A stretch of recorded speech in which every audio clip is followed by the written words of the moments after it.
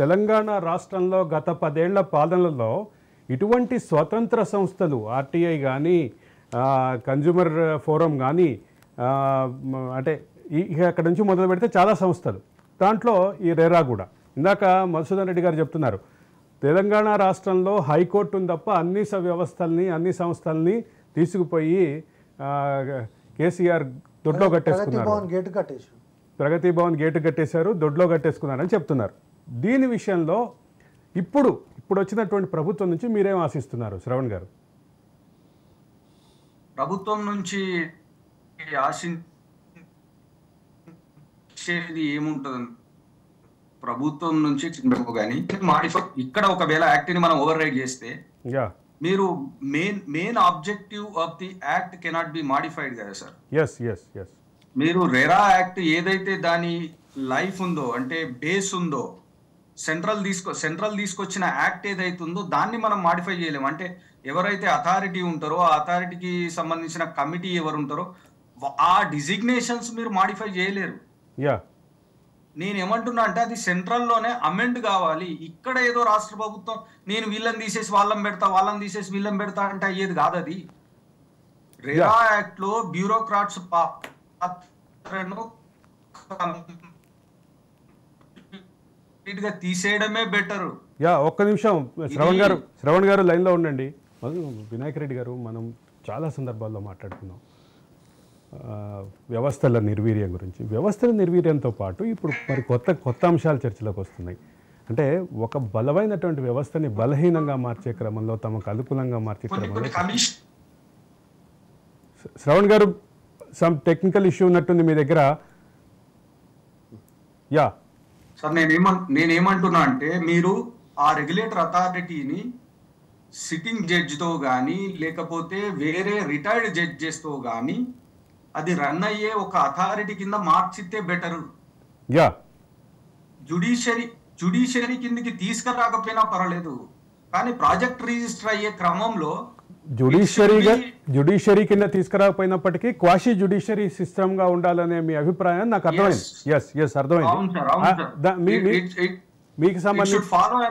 It should follow an authentic process sir. ఒక project register అవుతుందంటే ఏదో బిల్డర్స్ వెళ్ళి ఒక ఆఫీస్ లో కూర్చొని బ్యూరోక్రాట్స్ తో మాట్లాడుకొని ఏదో వేలో డబ్బులు ముట్ట చెప్పే ఇటువంటి వ్యవస్థ ఉండదు. సార్ అదే సందర్భంలో శ్రవణ్ గారు మీతోటి మరొక విషయం అడగాలి. ఇంత సుదీర్ఘమైనటువంటి కాలం పాటు పనిచేసినటువంటి అనేక మంది, అంటే ఒకటే సీట్లో సుదీర్ఘకాలంగా పాటు పనిచేసినటువంటి అనేక మంది మీద పలు వివాదాలు వినిపిస్తున్నాయి. అంటే ఫర్ ఎగ్జాంపుల్ దేవేందర్ రెడ్డి అనేటటువంటి ఒక వ్యక్తి చీఫ్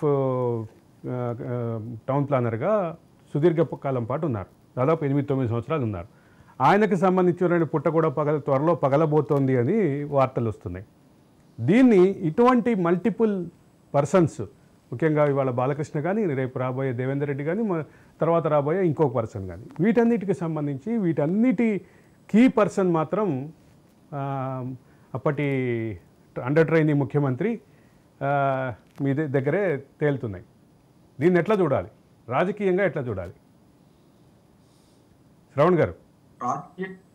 సార్ రాజకీయంగా నేను చాలా ఓపెన్గా మాట్లాడితే, ఎప్పుడైనా రాజకీయాల్లో రియల్ ఎస్టేట్ పాత్ర మనము ఎప్పటి నుంచో చూస్తాం. కొన్ని సంవత్సరాల నుంచి రియల్ ఎస్టేట్ వాళ్ళు రాజకీయాలను ప్రభావితం చేసే వ్యవస్థను ఎప్పటి నుంచో చూస్తున్నాము.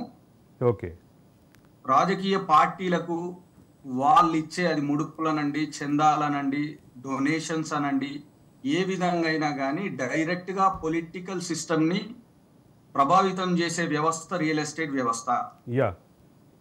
ఆ రియల్ ఎస్టేట్ వ్యవస్థకు సంబంధించి మీరు అదే రాజకీయ నాయకుల చేతుల్లో బందీలుగా ఉండేటువంటి బ్యూరోక్రాట్స్ ని మీరు కార్యదర్శులుగా అట్లా మీరు నియామకం చేసినప్పుడు దాని ట్రాన్స్పరెన్సీ అనేది దెబ్బతింటది ఖచ్చితంగా.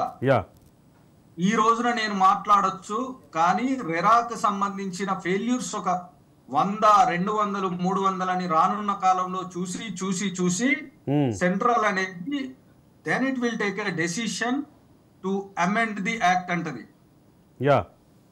దాన్ని మళ్ళా ఖచ్చితంగా జ్యుడిషియరీ కిందికి తీసుకురావడానికి ట్రై చేస్తుంది ఇండిపెండెంట్ గా. కానీ ఇప్పుడు ఈ లోపు జరిగే ఏవైతే ఉంటాయో ఈ ఈ దెబ్బలు ఖచ్చితంగా తినాల్సిందే సమాజం. ఎంతో మంది మళ్ళీ బాధపడ్డ తర్వాత, ఎంతో మంది అన్యాయం అయిపోయిన తర్వాత, నష్టపోయిన తర్వాత అప్పుడు సెంట్రల్ అనేది కళ్ళు తెరుస్తుంది. అన్ని యాక్ట్ లో లాగానే ఇందులో కూడా మనం అమెండ్మెంట్స్ చేసుకోవాల్సిన అవసరం ఉంది.